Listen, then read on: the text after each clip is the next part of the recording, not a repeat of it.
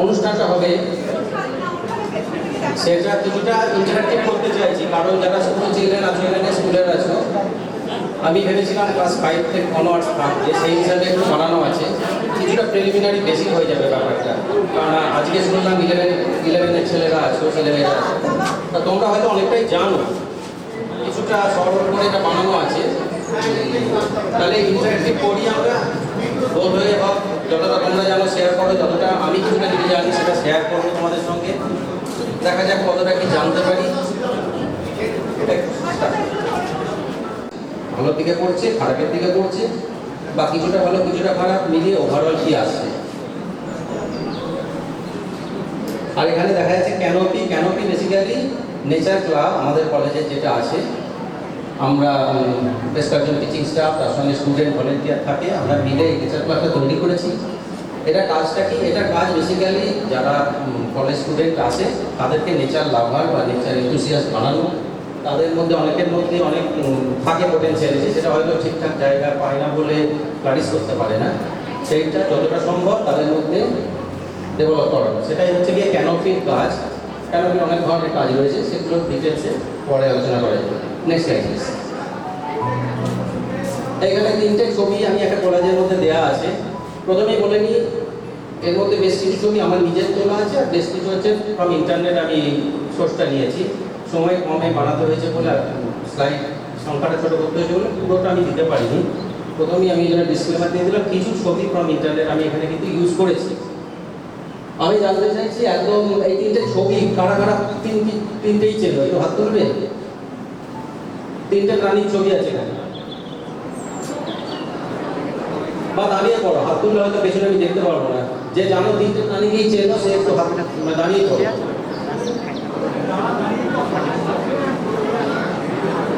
নিজেদের মধ্যে আলোচনা করে লাভ নেই, আলোচনাটা আমার সঙ্গে হলো, কেউ দাঁড়াচ্ছে না।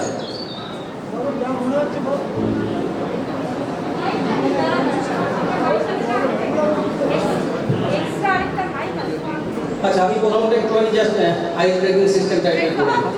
তো হাত তুলেছে, দাঁড়াও দাঁড়িয়ে বলো। চিন্তা উৎপাতি হাঁস। আচ্ছা, ঠিক আছে। আর যেহেতু হাত তুলে আমি একটু ক্লিয়ার করে দিই, আর এই অঞ্চলে ভালো মতো সংখ্যায় ছিল। স্বাধীনতার সঙ্গে সঙ্গে আমরা একটা বরদান পেয়েছি, সেটা হচ্ছে এরা এক্সটেন্ড করে গেছে।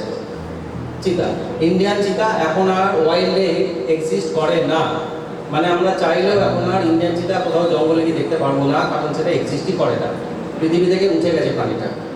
এক্সট্রিম লেফটে যে প্রাণী আছে সেটা হচ্ছে গ্রেট ইন্ডিয়ান বাস্টার্ড। নামটা অবশ্যই সাহিত্যে দেওয়া, গ্রেট ইন্ডিয়ান বাস্টার্ড।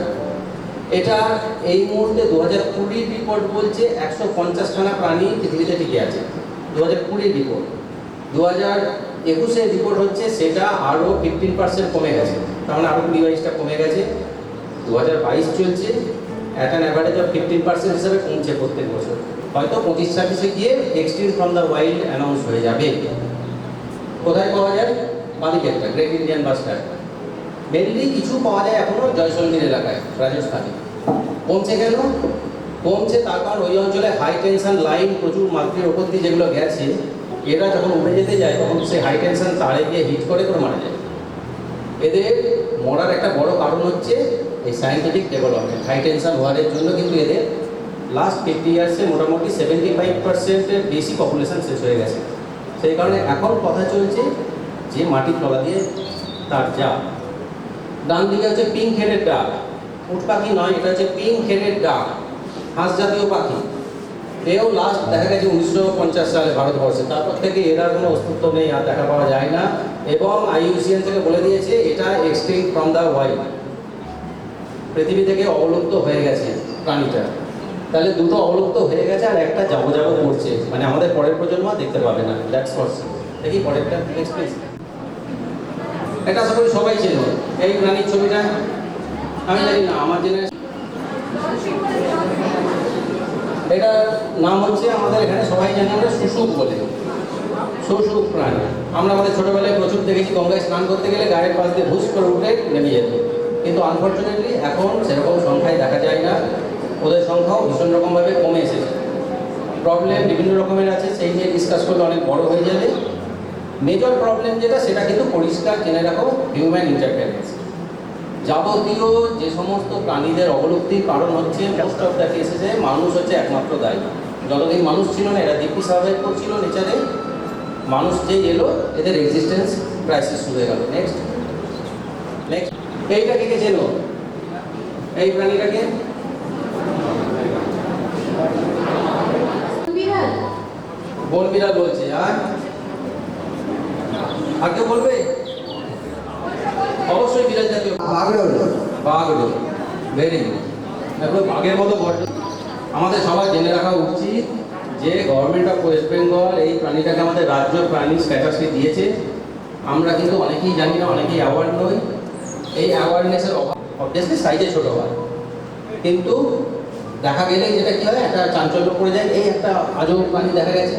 আর তার সঙ্গে কি যোগ হয়েছে নতুন মিডিয়া কি করে, মিডিয়া কাউকে ডাকবে, সে একটা ছবি নেবে, ছবি তুলে যে গুগল লেন্সে দেবে, গুগল লেন্স থেকে বলে দেবে টাইগার। কারণ গুগল লেন্সের লিমিটেশনস আছে, ওরা আমেরিকাতে তৈরি হয়েছে, টাইগার বলে দেবে, ব্যাস হয়ে গেল যে এখানে এইখানে বাঘ পাওয়া গেছে। তারপরেই যেই প্রাণীটি কোনোদিন কাউরির চোখে পড়বে, এর ক্ষেত হচ্ছে পিটিএম মেরে দেবে।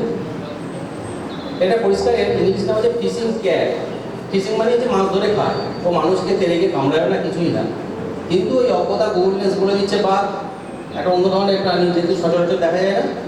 মানুষের একটা ন্যাচারাল প্রবৃত্তি আছে মার মার মার, কারণ এর থেকে তো আমি ডাইরেক্ট কিছু পাচ্ছি না।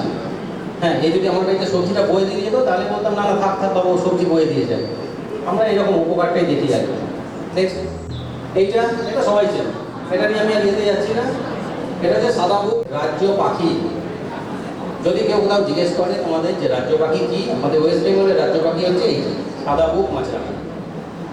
জলের ধারে প্রচুর এখনও ভালো সংখ্যায় দেখা যায়।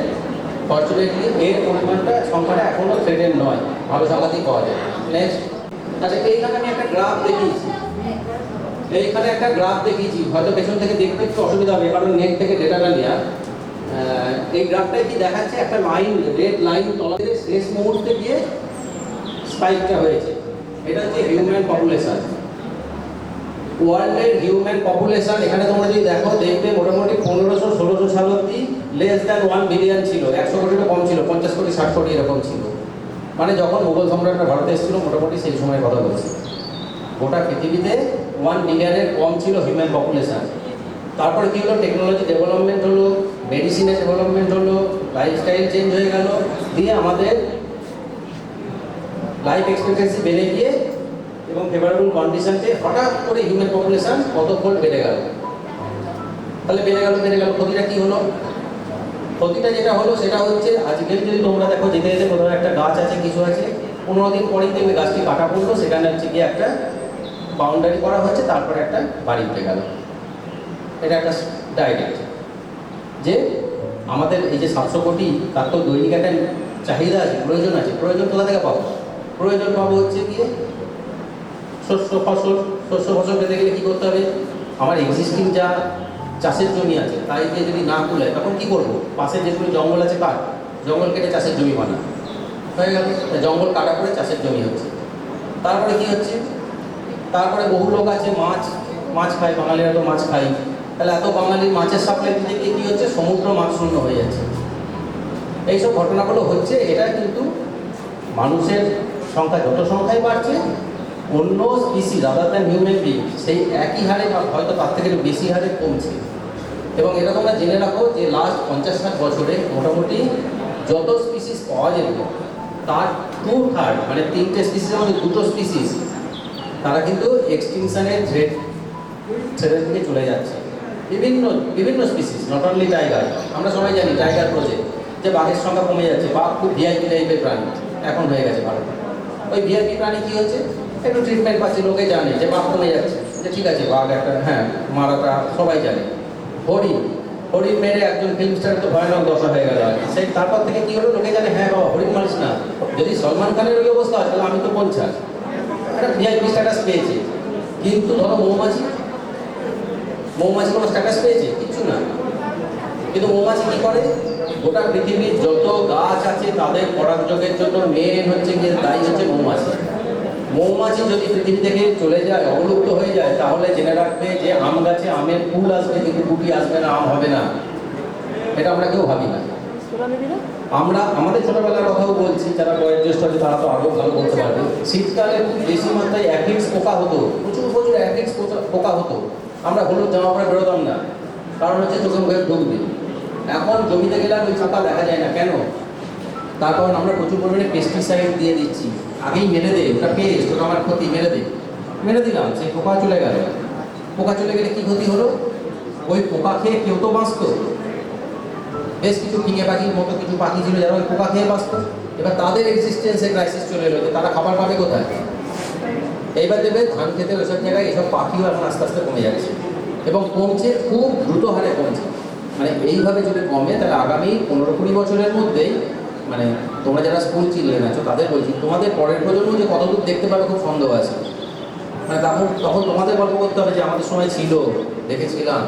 এখন বইয়ের ছবি দেয় বা ওই ডিজিটাল মিডিয়ায় ছবি দেয় যেটা ছিল এক সময়। এই জিনিসটা হবে। নেক্সট।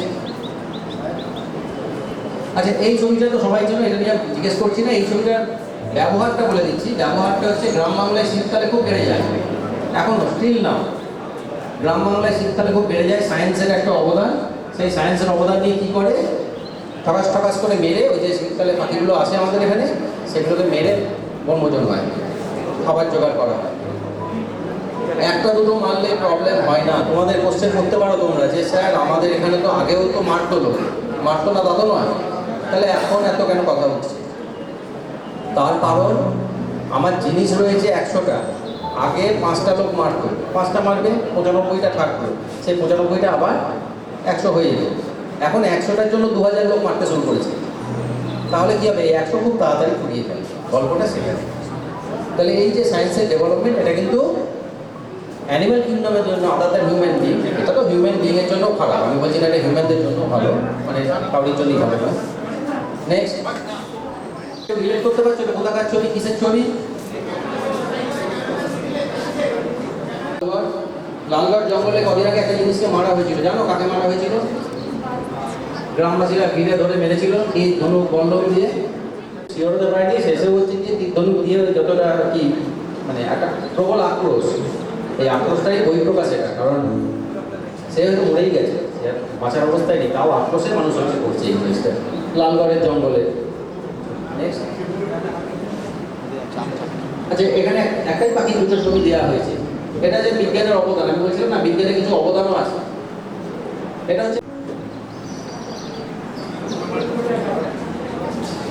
এটা হচ্ছে স্যাটেলাইট টেলিমেট্রি, একটা স্যাটেলাইটে ট্র্যাক করবে, এরকম একটা মেশিন বসানো হচ্ছে, পাখিটার পিঠে ইমপ্ল্যান্ট করে দেওয়া হয়েছে। এই পাখিটার নাম হচ্ছে আমুর ফ্যালকন। নাম শুনেছো তোমরা কেউ? আমুর ফ্যালকন। ফ্যালকন মানে যেটাকে আমরা ওই বাদ জাতীয় পাখি বলি আর কি, কাইন্ড অফ ওই ধরনের আমুর ফ্যালকন। সেই পাখির পিঠেটা বসাচ্ছে। কেন বসাচ্ছে? কারণ তাতে জানতে পারা যায় যে পাখিটা কোথায় কোথায় যাচ্ছে। এটা আমুর ফ্যালকনে বসানো হয়, খুব বেশি মাত্রায় চলছে এখন। ভারতবর্ষের জঙ্গলগুলোতে যতগুলো, আদার দ্যান সুন্দরবন, আমি বলছি সুন্দরবনেও আছে, যে টাইগারগুলো আছে তাদের বেশিরভাগই কপালে কিন্তু এখন হচ্ছে বেল্ট পরা আছে, গলায় বেল্ট পরা আছে, সব কটা বেল্ট পরা হয়। ওই বেল্টগুলোতেও কিন্তু ওই ট্র্যাকিং ডিভাইস বসানো আছে, তাতে ফরেস্ট ডিপার্টমেন্ট ট্র্যাক করতে পারে যে কোনটা কোথায় আছে, ওদের গতিবিধি ট্র্যাক করা যায়। সেই ট্র্যাকটা কেন করছে? নেক্সট ছবিটা। মাইগ্রেটরি কথাটার মানে হচ্ছে ওরা এক জায়গা থেকে অন্য জায়গায় যায়, বিভিন্ন কারণে যায়। এরা মেনলি থাকে যে জায়গাটা, সেই জায়গাটা যে চীনের নর্থ ইস্টে, সেখানে রেড ডট করা আছে ওই জায়গাটা, ওখানে শীতকালে বরফ পড়ে যায়। বরফ পড়ে গেলে পরে ওদের খাবার থাকে না। ওরা তখন কী করে, শীতের আগে আমাদের এই ইন্ডিয়াকে ক্রস করে একদম সুদূর সাউথ আফ্রিকা অবধি যায়, জার্নি করে। তারপরে সাউথ আফ্রিকাতে যখন হচ্ছে গিয়ে ওই এটা সাদার্ন হেমিস্ফিয়ার, ওখানে যখন শীতকাল পড়বে আর কি, মানে আমাদের এখানে যখন গরমকাল চলে আসছে, তার আগে রিভার্স মাইগ্রেশন করে, আবার ওই রুটটা ফলো করে আবার চায়না নর্থ ইস্টে যায়, আমাদের অরুণাচল প্রদেশ এইসব জায়গার উপর দিয়ে। এটা হচ্ছে আমুর ফ্যালকনের মাইগ্রেশন হয়। এবারে ভেরি ইন্টারেস্টিং, এবং তোমরা যদি ভবিষ্যতে কোনোদিন নর্থ ইস্টে যাও দেখবে, মানে আকাশ কালো হয়ে যায় যখন এই আমুর ফ্যালকন একসঙ্গে মাইগ্রেট করে, আকাশ কালো হয়ে যাওয়ার মতো হয়। এবং এখানেও হচ্ছে মানুষের লোক একটা তার রোল প্লে করেছে, যেটা হয় আপনি সাইকেলে করে নিয়ে যাচ্ছে, এই দিকে হ্যান্ডেলে প্রায় 50টা আমুর ফ্যালকন ঝুলছে, পাশে হ্যান্ডেলে 50টা আমুর ফ্যালকন ঝুলছে, পেছনে এগুলো রয়েছে। এরকমভাবে সরকার থেকে নিয়ে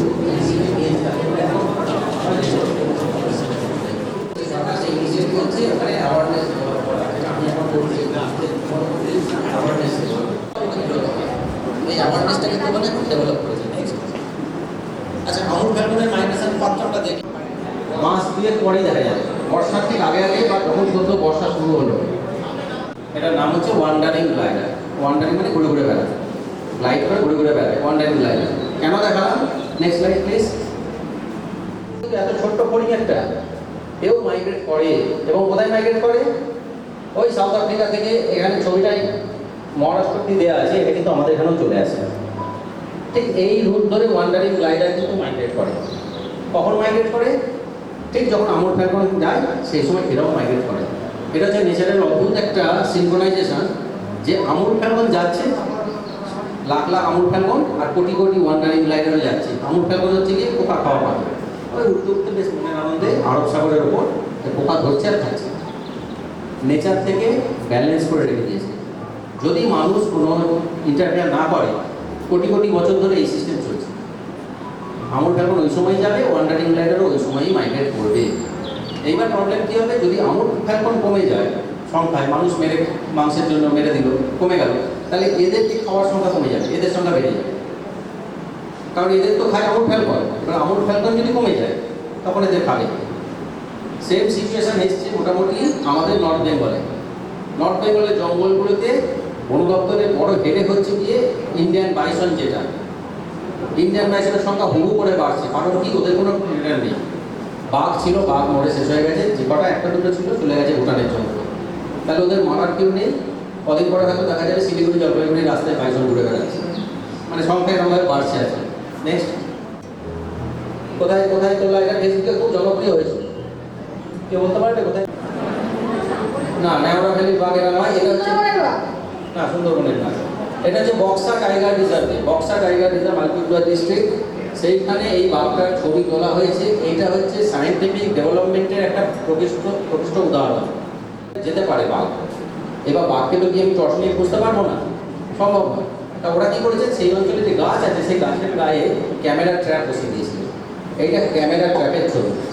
ক্যামেরা ট্র্যাপের বৈশিষ্ট্য হচ্ছে এমনি সময় ছবি তুলবে না, যখনই ওর সামনের দিকে ও মুভ করবে, মানে সেন্সার দেওয়া আছে, সঙ্গে সঙ্গে ফ্লাশ হয়ে গিয়ে ছবিটা উঠে যাবে। মানে বাঘ নিজেও জানে না যে কখনো ছবি উঠে যাবে, উঠে গেছে ছবি। তাহলে ছবি উঠে যাওয়ার জন্য কী হয়েছে? একটা ডাইরেক্ট প্রমাণ, এভিডেন্স পেয়েছি আমরা, ডাইরেক্ট এভিডেন্স পেয়েছি যে হ্যাঁ এখানে বাঘ আছে। ট্যুরিজমটা বন্ধ হয়ে গেছে, তার আগে অবধি লোকে কিন্তু ঘুরতে যাচ্ছে। আবার অনেকে সন্ধ্যের পর চল একটু ঘুরে আসে, নদীর ধারে হাওয়া খেয়ে আছে, জানে না তো বাঘ আছে, ঘুরেও এসছে নদীর ধারে। কিন্তু এটা হচ্ছে সায়েন্সের ডেভেলপমেন্ট, যে ক্যামেরা ট্র্যাপিং টেকনিকের মাধ্যমে কিন্তু আমরা এভাবে ওয়াইল্ড লাইফকে ট্র্যাক করতে পারছি। নেক্সট, এটার নাম হচ্ছে ব্ল্যাক বেলি টার্ন। ব্ল্যাক বেলি টার্ন, বেলি মানে হচ্ছে গিয়ে এই বলেছিলাম আমাদের এখানে যে পূর্বস্থলী আছে ওখানে। ইম্পর্টেন্স কি? ইম্পর্টেন্সটা এটা ছবিটা এই জন্য দিয়েছি, সেটা হচ্ছে সায়েন্সের আর একটা ডেভেলপমেন্ট। এটা হচ্ছে ব্ল্যাক বেলি টার্ন, মোটামুটি পৃথিবীতে আছে 1000 ইন্ডিভিজুয়াল। এখন 1000 থেকে 1500 মতো ব্ল্যাক বেলি টার্ন রয়েছে অ্যাডাপ্ট। তার মধ্যে একটা কপাল করে আমার চোখে পড়ে গেছে। সায়েন্টিফিক কমিউনিটিকে বললাম যে আমি ব্ল্যাক বেলি টার্ন দেখেছি, লোকে দূর দূর করে তাড়িয়ে দেবে, বলবে মাত্র 1000 থেকে 1500 আছে গোটা পৃথিবীতে, আর তুমি এসে বলছো দেখেছো? ওটা নিশ্চয়ই লিভার টার্ন ছিল, কেউ বিশ্বাস করতো না। কিন্তু এখন ক্যামেরা যেহেতু একটা খুব ভালো উন্নতি হয়েছে, ডেভেলপমেন্ট হয়েছে, যেহেতু আমার সঙ্গে ক্যামেরা ছিল, আমি ক্যামেরায় ছবিটা তুলতে যেহেতু পেরেছি, সেই ফটোগ্রাফিক ডকুমেন্টেশন থেকে সায়েন্টিফিক কমিউনিটি মানতে বাধ্য হয়েছে যে হ্যাঁ এটা একটা ব্ল্যাক বেলি টার্ন দেখা গেছে ওই সময় সেখানে। এটা একটা ইন্টারন্যাশনাল আমি পাবলিশও করেছিলাম, যেটাতে আমি এখানে তারা পাবলিশ করেছে, মানে বিশ্বাস করছে হ্যাঁ ব্ল্যাক বেলি টার্ন তুমি দেখেছো, সংখ্যাটা খুব কম হওয়া সত্ত্বেও। আচ্ছা, এখানে আরেকটা ফড়িংয়ের ছবি দিয়েছি। এই ফড়িংয়ের ছবিটা হচ্ছে কি তোমরা এখানে আশেপাশে সব থেকে তার মধ্যে একটা। কেন দিলাম?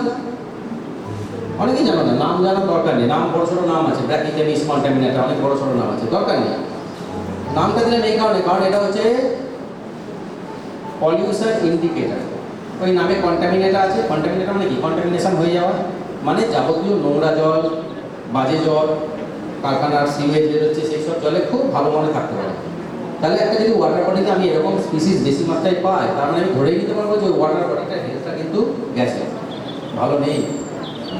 তেমনি আবার কিছু স্পিসিস আছে যারা একদম, তোমরা যারা পাহাড়ের দিকে গেছো জানো, পাহাড়ি নদীতে খুব সুন্দর স্বচ্ছ জল থাকে, তলা অবধি দেখা যায় ঝকঝকে, খুব পরিষ্কার জল, সেখানেই একমাত্র পাওয়া যায় সেই স্পিসিস, এইসব জায়গায় পাওয়া যাবে না।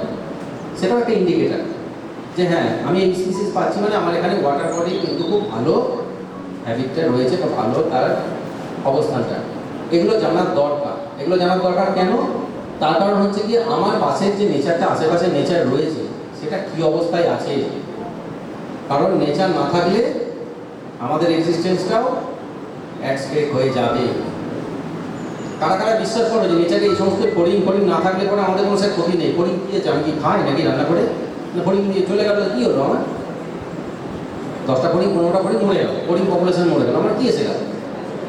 এসে যাবে।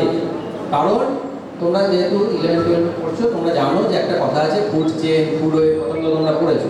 প্রত্যেকটা প্রাণী নেচারে যেগুলো আছে সেগুলো কিন্তু একটা খাদ্য শৃঙ্খলের পার্ট। ইভেন মশা যে আমাদের রক্ত খাচ্ছে, তারও কিন্তু নেচারে দরকার আছে। দরকার না থাকলে পরে মশাও থাকতো না। কাজেই প্রত্যেকে পৃথিবীতে অবদান আছে, প্রত্যেকের পৃথিবীতে খাদ্য শৃঙ্খল মেনটেন করার জায়গা আছে। এবং মোস্ট আনফর্চুনেটলি সব থেকে পরে খাদ্য শৃঙ্খলে ঢুকে চলছে মানুষ। যতজন আছে তারা সবাই মানুষের আগে এসেছে, আমরা সবার পরে এসেছি। এসে আমরা সবার থেকে বেশি দাদাগিরি করছি যে না, একমাত্র আমারই বাঁচার অধিকার আছে, আর কাউরই বাঁচার অধিকার নেই। নেক্সট, অনেকক্ষণ বললাম, একটা জাস্ট বলে দিই যে গাছের উপকারিতা কি? কে বলবে গাছের উপকারিতা? আচ্ছা, গাছের উপকারিতা আমরা জানি, গাছের অনেক উপকারিতা আছে, ফল দেয়, ফুল দেয়। আর সব থেকে বড় দুটো জিনিস আমি লিখেছি, একটা হচ্ছে কার্বন ডাইঅক্সাইড টেনে নেয়, পৃথিবীর থেকে কার্বন ডাইঅক্সাইড টেনে নেয়। তাহলে কার্বন ডাইঅক্সাইড না টানলে কি ক্ষতি হতো? আমরা জানি কার্বন ডাইঅক্সাইড ক্ষতি করে না, কার্বন মনোক্সাইডটা পয়জনাস। তোমরা সবাই শুনেছো কার্বন মনোক্সাইড হচ্ছে পয়জনাস, আর কার্বন ডাইঅক্সাইড পয়জনাস নয়। তাহলে থাকলে কি ক্ষতি হতো কেউ বলতে পারবে? কার্বন ডাইঅক্সাইড যদি বেড়ে যেত কি ক্ষতি হতো পৃথিবীতে? গাছ টানলো না, আমরা কার্বন ডাইঅক্সাইড বাড়িয়ে যাচ্ছি, তাহলে কি ক্ষতি হতো? কার্বন ডাইঅক্সাইড হচ্ছে green house gas. Green house gas, green house gas মানে কি? ও একদম সোজা কথায় বলতে গেলে পৃথিবীর তাপমাত্রা বাড়িয়ে দেয়। যদি কার্বন ডাইঅক্সাইড বেড়ে যায় তার মানে পৃথিবীর টেম্পারেচার, তাপমাত্রা বাড়বে। বাড়লে কি হবে? পৃথিবীর তাপমাত্রা বাড়লে যে সমস্ত মেরু অঞ্চলে বরফ আছে সব বরফ গলে যাবে, গলে গেলে পরে জল বেড়ে যায়।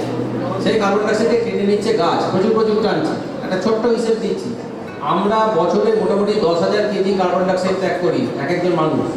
10,000 কেজির মতো কার্বন ডাইঅক্সাইড প্রত্যেক বছর আমরাই ছাড়ছি, নিঃশ্বাসের মাধ্যমে ছাড়ছি, গাড়ি চালিয়ে যাচ্ছি, সেখান থেকে ইউজ করছি। আর একটা গাছ সেখানে মোটামুটি 20 কেজি কার্বন ডাইঅক্সাইড প্রত্যেক বছর টেনে নিতে পারে। মানে আমরা একটা গাছের থেকে কত বেশি কার্বন ডাইঅক্সাইড ছাড়ছি। আর অক্সিজেনটা ও দিচ্ছে বাই প্রোডাক্ট হিসেবে। ও কার্বন ডাইঅক্সাইড দিয়ে খাবার তৈরি করছে, তোমার ফটোসিনথেসিস করে তার বাই প্রোডাক্ট হিসেবে অক্সিজেনটা বেরোচ্ছে, যেখান থেকে আমরা নিঃশ্বাস নিচ্ছি। এই জাস্ট ডেটাটা প্রমাণ করে যে গাছের প্রয়োজনীয়তা কতটা বেশি।